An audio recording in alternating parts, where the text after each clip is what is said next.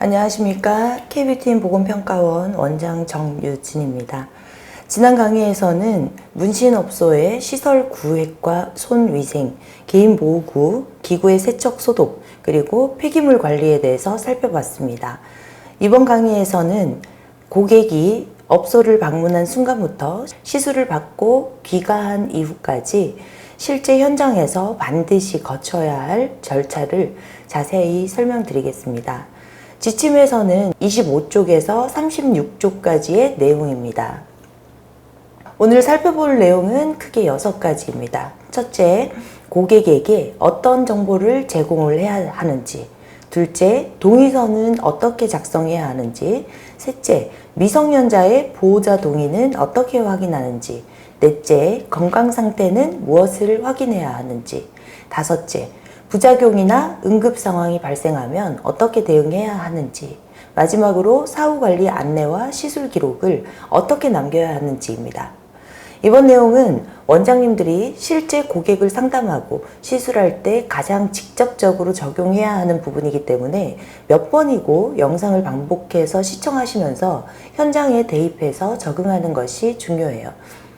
시설과 장비를 잘 갖추는 것도 중요하지만 실제 운영에서는 고객이 샵에 들어오는 순간부터 상담, 동의, 건강상태 확인, 시술, 부작용 대응, 사후관리, 기록, 보관까지 모든 과정이 하나의 안전관리 절차로 연결되어야 합니다.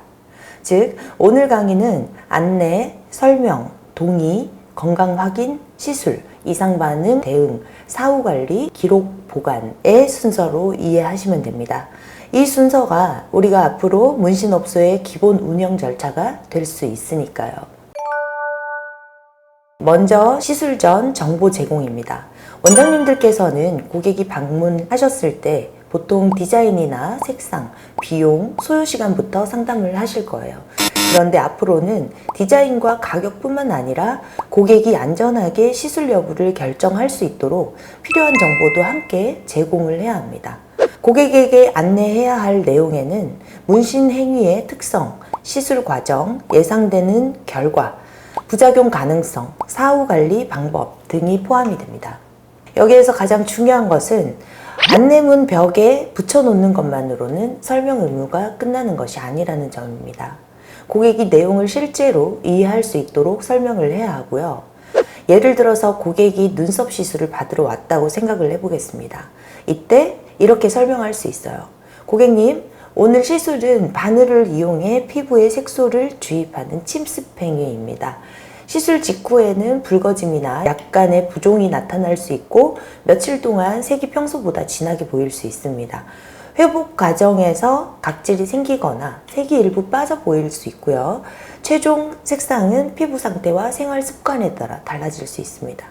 이렇게 설명하면 고객은 시술 직후 발생할 수 있는 변화를 미리 알고 있기 때문에 불필요한 불안이나 민원을 줄일 수가 있어요.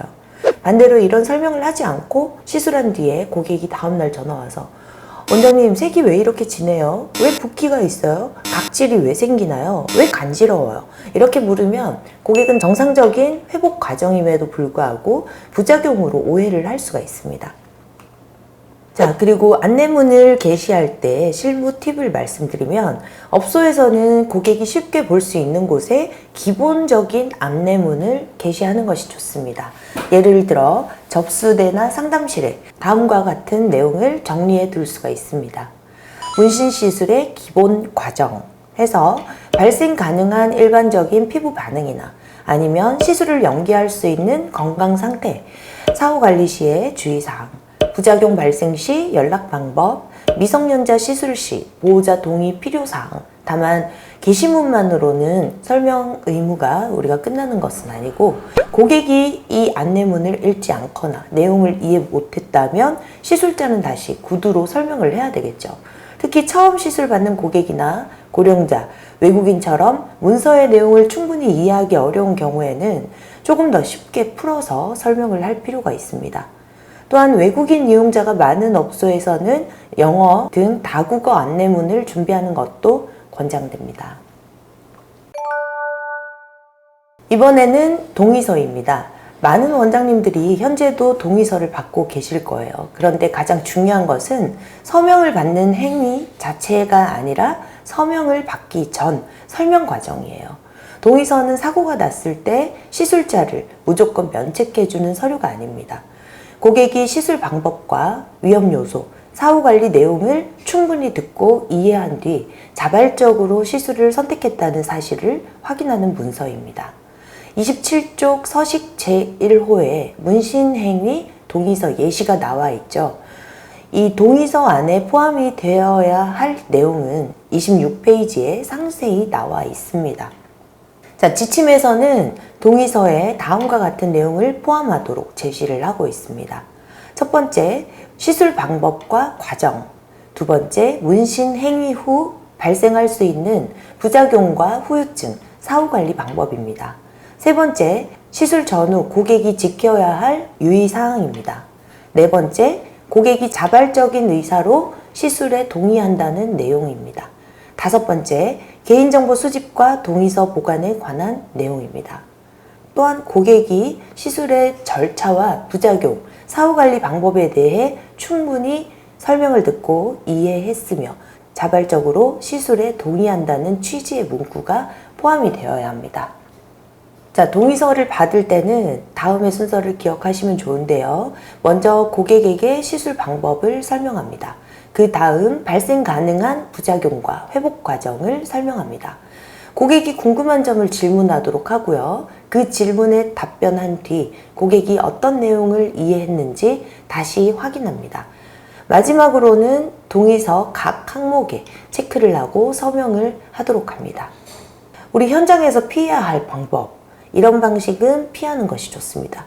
고객님, 여기 그냥 사인해 주세요. 다들 작성하는 서류니까 별 문제 없으니까 체크만 하시면 돼요. 이렇게 성의 없이 서명만 받는다면 동의서의 의미가 약해질 수가 있어요. 그래서 고객이 시술대에 누운 이후 급하게 서명을 받는 것보다 상담 단계에서 충분히 검토 시간을 주는 것이 좋습니다. 다음은 미성년자 시술입니다. 지침에서는 미성년자에게 보호자의 동의 없이 문신행위를 할 수 없다고 명확히 안내를 하고 있습니다.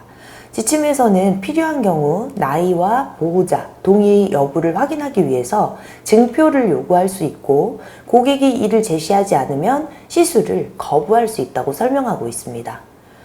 예를 들어서 미성년자가 샵에 오셔서 부모님이 허락했어요. 이렇게 얘기한다던가 아니면 엄마가 해도 된다고 했어요. 부모님과 전화 연결해 드릴게요. 제 친구들도 다 했어요. 이런 얘기를 하는 경우가 있는데요. 구두로 허락했다는 말만으로 시술을 진행하시면 이제 안 된다는 얘기예요. 지침의 서식에서는 미성년자와 보호자의 인적사항, 관계, 시술 부위, 예정일 등을 기재하고 미성년자, 보호자, 시술자가 각각 서명하도록 구성이 되어 있습니다. 또한 보호자의 신분과 관계를 확인할 수 있는 서류가 필요한데요. 미성년자 고객이 예약 문의를 하면 예약 단계에서 먼저 안내를 하는 것이 좋습니다. 미성년자는 보호자 동의가 확인되어야 시술이 가능합니다. 미성년자 본인의 신분증과 보호자의 신분증, 보호자 관계를 확인할 수 있는 서류, 서면 동의서를 준비해 주셔야 합니다. 이렇게 미리 안내를 드리면 당일날 서류 부족으로 고객과 갈등이 생기는 것을 줄일 수가 있겠죠. 학생증이나 청소년증, 여권, 주민등록증 이런 것들이 해당이 될 수가 있고요. 두 번째는 보호자의 신분을 확인할 수 있는 자료입니다. 주민등록증, 운전면허증, 여권 이런 것들이 해당이 될 수가 있고 세 번째, 미성년자와 보호자의 관계를 확인하는 자료로 가족관계 증명서, 후견 등기사항 증명서, 후견인 지정 통보서 등이 포함이 될 수가 있어요. 그래서 동의서에는 미성년자 보호자의 인적사항, 보호자와의 관계, 시술 부위와 예정일, 문신 영구성의 제거와 어려움, 잠재적인 부작용에 대해 설명 들었다는 내용이 포함이 됩니다. 그리고 미성년자, 보호자와 시술자가 각각 서명하도록 되어 있습니다. 자, 이제 3강에서 가장 중요한 부분 중에 하나인 건강상태입니다. 지침에서는 시술 전 이용자의 건강상태를 확인하여 시술의 적합성을 평가하고 부적절한 경우 시술을 연기하거나 제한하도록 하고 있습니다. 고객에게 건강상태 확인서를 작성하게 하고 날짜와 서명을 받아야 합니다. 건강상태 확인은 진료가 아니고요. 먼저 오해를 하지 말아야 할 점이 있어요. 문신사가 고객의 질환을 진단하는 것은 아니겠죠. 건강상태 확인의 목적은 고객의 위험 요인을 파악하여 시술을 안전하게 진행할 수 있는지를 판단하는 것입니다. 위험이 의심되면 시술자가 임의로 치료하거나 약물 복용을 조정하는 것이 아니라 시술을 연기하고 의료기관의 상담이나 진료를 권해야 합니다. 첫 번째로 과거 문신 경험을 확인합니다. 건강상태 확인서에는 기존의 문신 경험을 확인하고요. 언제 시술했는지, 어느 부위를 시술했는지, 잔존 색소가 남아있는지, 변색이 있었는지, 흉터가 있었는지, 과거 시술 후 발진, 가려움, 붓기 등의 이상 반응이 있었는지, 그리고 기존 시술에서 문제가 있었던 고객은 이번 시술에서도 위험 가능성이 있을 수가 있습니다. 예를 들어서 빨간색 계열 색소에 과거에 알레르기 반응이 있었다면 사용할 색소와 시술 여부를 더욱 신중하게 판단해야 합니다. 두 번째, 시술 부위의 피부 상태를 확인합니다. 상처가 있는지, 염증, 발진이나 피부 이상이 있는 부위에는 시술을 진행하지 않는 것이 안전하고요. 부위별로도 확인할 내용이 다르겠죠. 우선 아이라인 같은 경우 안검염이나 결막염이 있는지, 최근 안과 시술을 받았는지 확인합니다. 고객이 최근 눈 수술을 받았거나 현재 충혈과 염증이 있다면 시술을 연기하고 의료진의 상담을 권하는 것이 적절하겠죠. 다음은 입술인데요. 입술 구순 포진 경험과 최근 재발 여부를 확인합니다. 입술에 포진이나 수포가 있는 상태에서는 시술을 진행하지 않아야 하고요. 두피 SMP 같은 경우 두피염, 지루성 피부염, 두피의 상처나 감염 여부 등을 확인합니다. 혹시나 각질이나 붉어짐이 심하고 진물이 나는 상태라면 먼저 피부 상태를 안정시키는 것이 필요합니다. 이러한 부위별 확인 사항도 지침에 구체적으로 제시가 되어 있습니다. 셋째, 최근 피부과 치료 여부를 확인합니다. 최근 3개월 안에 염증, 건선, 습진, 아토피 등으로 피부과 치료를 받은 경험이 있는지 확인을 하고요. 중요한 것은 병명이 있다는 이유로 무조건 시술을 거절하는 것이 아니라 현재 피부 상태와 치료 여부를 확인하는 것입니다. 시술 여부가 불확실하면 의료기관 소견을 확인한 뒤 결정하는 것이 좋습니다. 네 번째, 켈로이드와 피부 과민 반응을 확인합니다. 켈로이드는 상처가 회복되는 과정에서 흉터가 상처 범위를 넘어서 과도하게 자라나는 상태입니다. 고객이 과거 귀를 뚫거나 수술을 받은 자리에서 크게 솟아오른 흉터가 생긴 적이 있는지 물어보는 것이 좋고요. 혹시나 다음과 같은 질문을 할 수 있겠죠. 상처가 난 뒤 흉터가 크게 튀어오르거나 원래 상처보다 넓게 자란 경험이 있으신가요?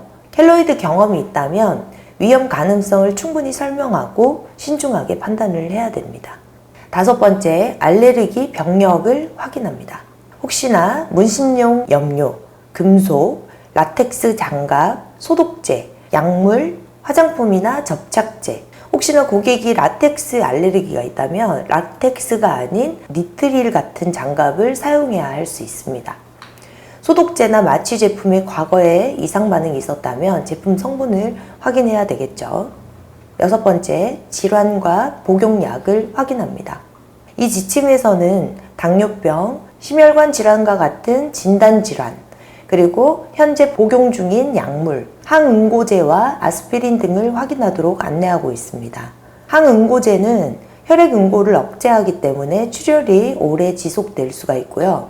하지만 원장님들이 고객에게 약을 며칠 끊고 오세요, 이렇게 임의로 말씀하시면 안 되고요.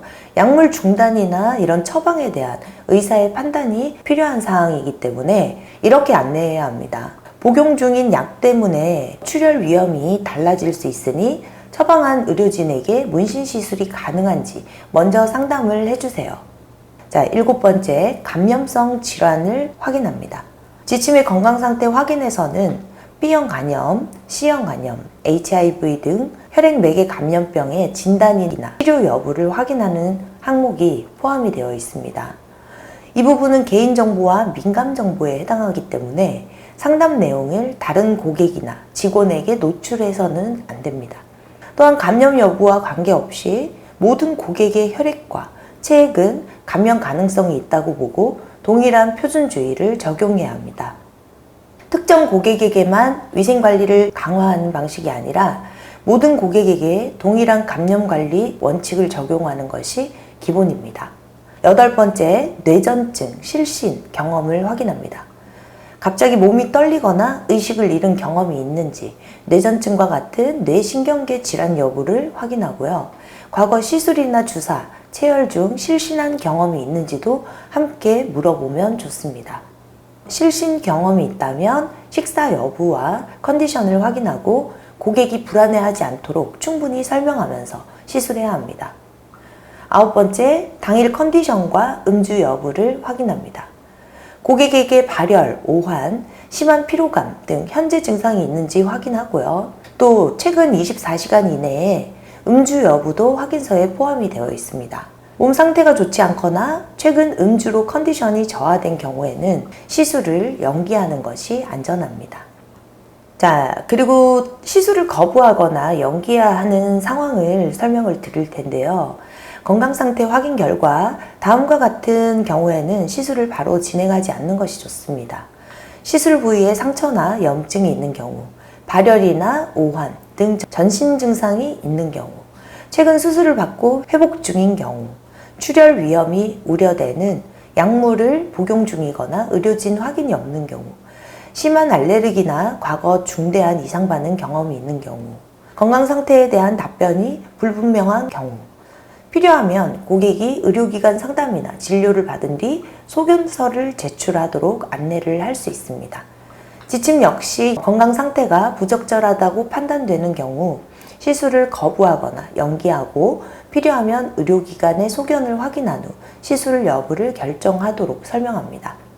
자, 이용자 건강상태 확인서 예시는 32쪽을 참고하시면 되겠습니다. 자, 다음 부작용 대응과 신고인데요. 문신 시술 중이나 시술 후 고객에게 부작용 또는 응급 상황이 생길 수가 있겠죠. 지침에서 예를 들고 있는 상황은 다음과 같습니다. 의식 저하 또는 실신, 호흡 곤란, 청색증, 극심한 어지러움, 과도한 출혈이나 쇼크, 의심, 발진, 붓기, 호흡 불편 등 알레르기 반응, 심한 통증, 발적, 고열을 동반한 시술 부위 감염 의심, 기타 건강에 위해가 발생했거나 발생할 우려가 있는 경우, 고객이 부작용을 호소할 때 피해야 할 대응은 고객이 이상 반응을 이야기할 때 무조건 이렇게 얘기해서는 안 되겠죠. 고객님 원래 다 그런 거예요. 또는 면역 반응이에요. 또는 며칠 기다리면 무조건 괜찮아집니다. 연고만 바르면 됩니다.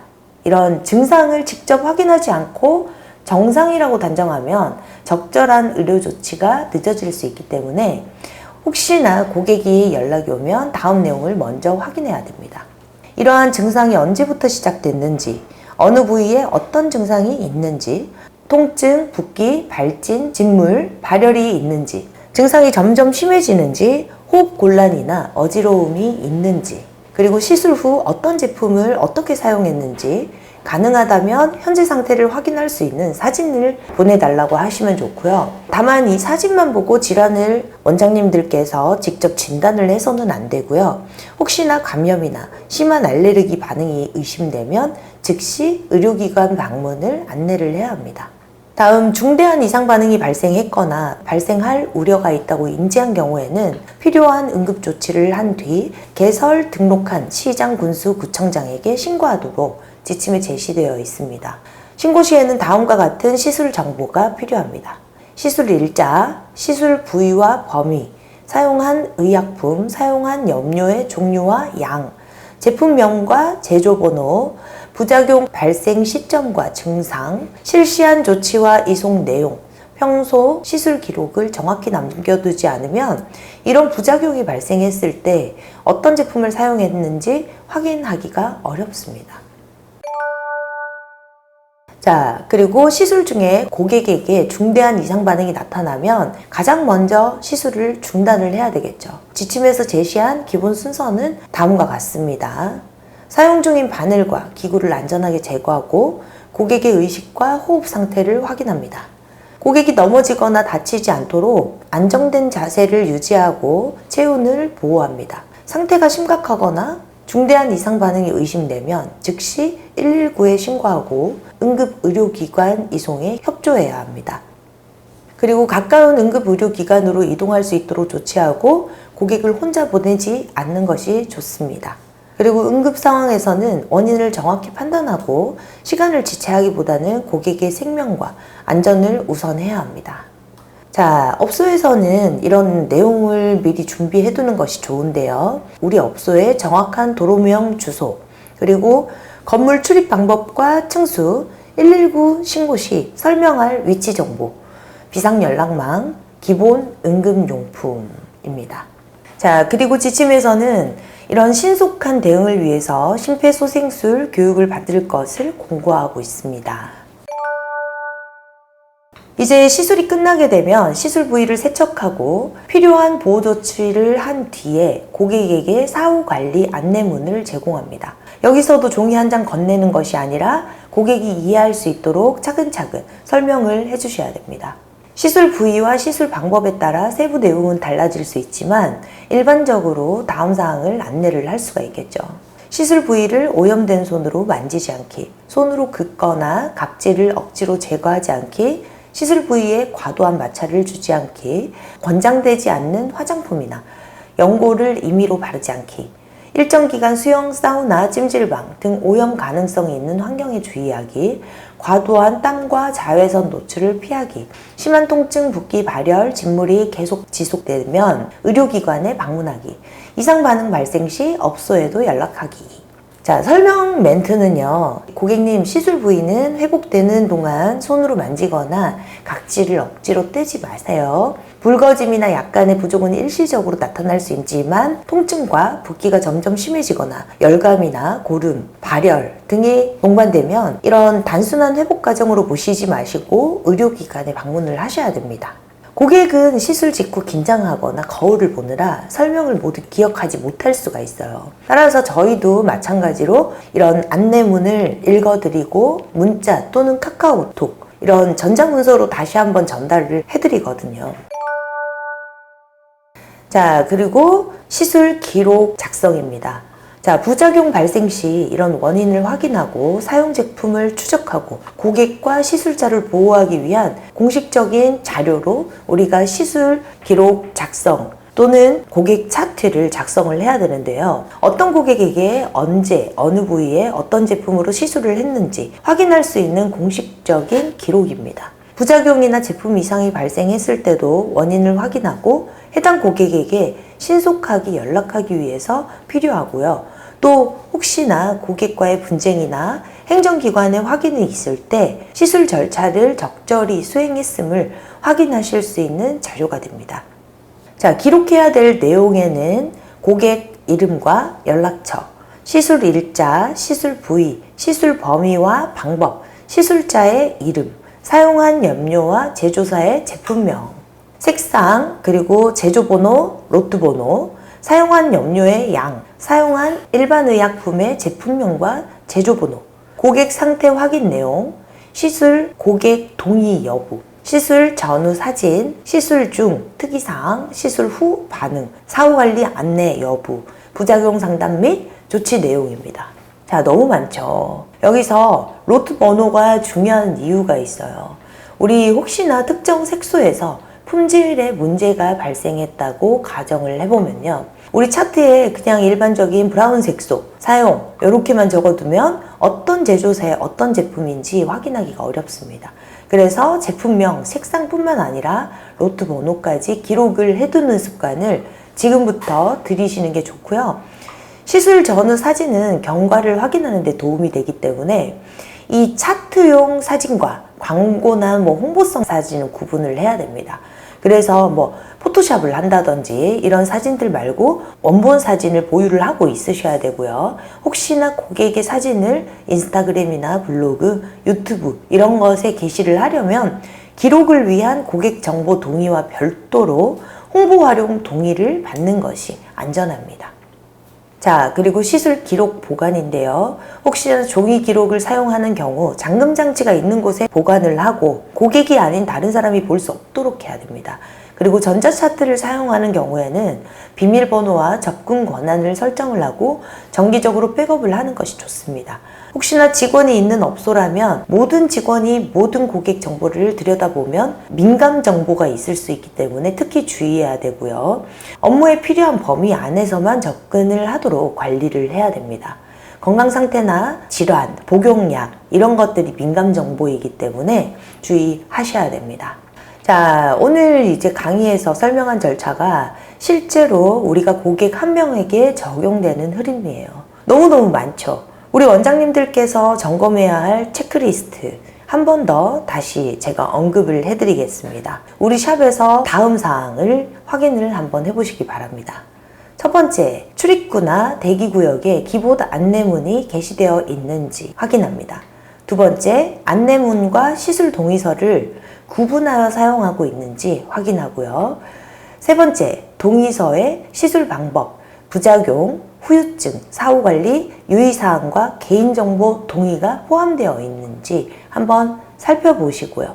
네 번째, 미성년자의 나이와 보호자 관계를 확인할 수 있는 절차가 있는지 점검합니다. 다섯 번째, 고객별 건강상태 확인서를 작성하고 있는지를 확인합니다. 여섯 번째, 고객이 위험한 건강상태에 있을 때 시술을 연기하거나 거절할 수 있는 기준인지를 확인합니다. 일곱 번째, 응급상황 발생 시 119 신고와 이송 절차, 가까운 의료기관 정보를 준비했는지 확인합니다. 여덟 번째, 시술자가 바늘에 찔렸을 때 대응 절차가 마련되어 있는지를 살펴봅니다. 아홉 번째, 시술별 사후관리 안내문을 준비했는지 확인합니다. 열 번째, 제품명과 제조번호를 포함한 시술 기록을 고객별로 작성하고 안전하게 보관하는지를 점검합니다. 자, 우리 원장님들 오늘 강의를 들으시면서 생각이 많아지죠? 이제는 고객이 안전하게 시술 여부를 결정할 수 있도록 설명하고 위험 요인을 미리 확인하고 문제가 발생했을 때 책임 있게 대응하는 것까지가 우리 시술을 하나 하는 데 대한 전문적인 시술입니다. 현재 업소에서 사용하고 있는 동의서와 건강상태 확인서, 시술 차트를 다시 한번 살펴보시고요. 고객의 서명만 있는지 아니면 실제 설명한 내용이 기록되어 있는지 사용한 색소의 로트 번호까지 남기고 있는지를 점검을 해보시면 좋겠습니다. 다음 4강에서는 문신사 면허, 문신업소 개설 등록, 건강진단, 위생안전교육, 의약품과 염료 사용, 책임보험 등 법령상 의무사항과 금지 행위를 중심으로 설명을 드리겠습니다. 주변의 같은 업종의 원장님들께도 이번 영상을 많이 공유를 해주셔서 문신사법 시행에 함께 대비할 수 있도록 알려주시기 바랍니다. 그리고 유튜브 구독과 좋아요, 알림 설정도 부탁드립니다. 지금까지 K뷰티인 보건평가원 원장 정유진이었습니다. 시청해주셔서 감사합니다.